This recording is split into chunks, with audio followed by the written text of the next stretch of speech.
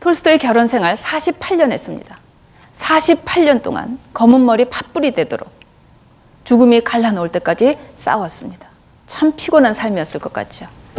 자, 이와 같은 그 실생활에서의 불행한 결혼 생활, 그리고 육체에 대해서 그가 가지고 있었던 그 어떤 증오심 혹은 뭐 두려움이라고나 할까요? 그런 것들이 다 합쳐져서 결국 톨스토이로 하여금 결혼 절대로 하지 마라 라는 생각으로 밀고 갔던 것입니다. 그래서 결국 나중에 톨스토이는 고래고래 소리칩니다. 결혼하면 안 된다고요. 그 부분을 제가 잠깐 읽어보도록 하겠습니다. 올바른 결혼 생활을 하는 것은 좋다. 그러나 그보다 더욱 좋은 것은 결혼을 하지 않는 것이다. 결혼하지 않고 살 수 있는 경우에 결혼을 하는 사람이 있다면 그런 사람들은 발이 걸리지도 않았는데 넘어지는 사람과 똑같은 어리석음을 저지르는 것이다. 정말로 돌부리에 걸려 넘어졌다면 어쩔 수 없지만 걸리지도 않았는데 어째서 일부러 넘어질 필요가 있겠는가. 세상에 결혼을 무슨 돌부리에 걸려 넘어지는 것 정도로 묘사를 하다니 정말 너무했죠.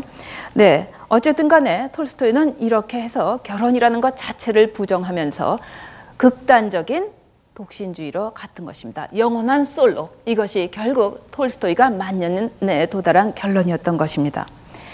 자, 모든 사람이 독신으로 살아야 된다는 것은 어불성설입니다. 그러면 안 되겠죠. 저는 그러나 톨스토이가 이렇게 말도 안 되는 이야기를 할 때는 뜻이 있었다고 봅니다.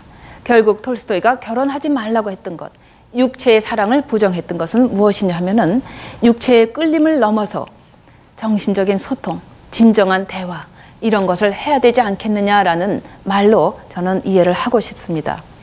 자, 육체의 끌림을 넘어서는 진정한 소통일은 무엇인가, 이런 생각을 하면서 오늘 강의 마무리 짓기로 하겠습니다. 감사합니다.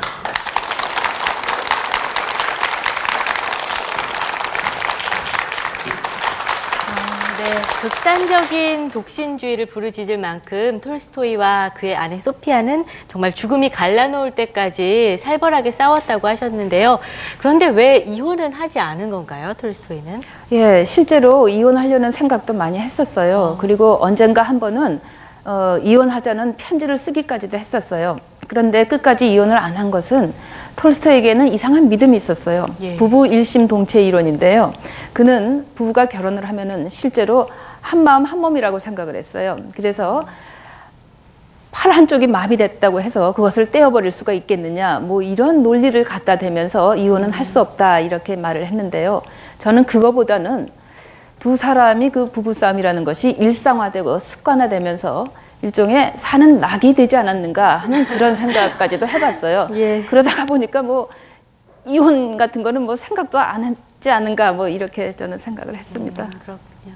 그런데 톨스토이의 아내 소피아를 악처라고들 하는데요. 과연 악처라고 할 수 있을까요? 교수님 생각은 어떠세요?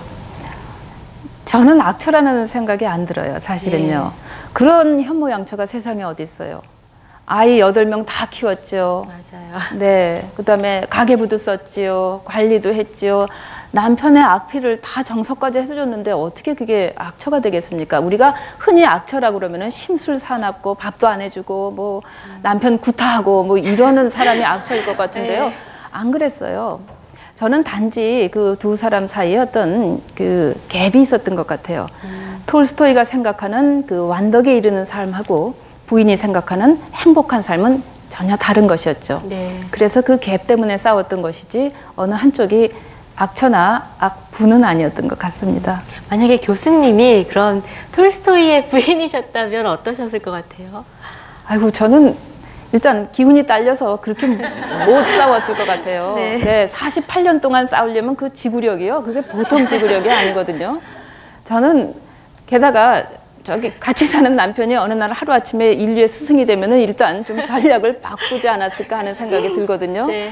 예, 그래서 아마 다른 타협점을 찾아봤을 것 같습니다. 네, 재미있는 답변 해주셨습니다. 러시아 대문호 톨스토이의 결혼관을 실제 삶과 작품을 통해서 정말 흥미진진하게 들려주셨습니다. 서경준 교수님께 다시 한번 큰 박수 부탁드릴게요. 감사합니다.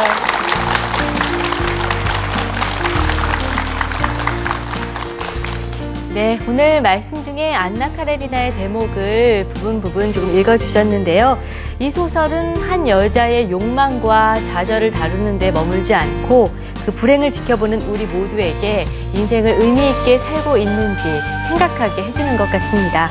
안나 카레리나를 다시 한번 꺼내 읽으시면서 베무노가 던지는 삶에 대한 질문에 답해보시는 건 어떨까요?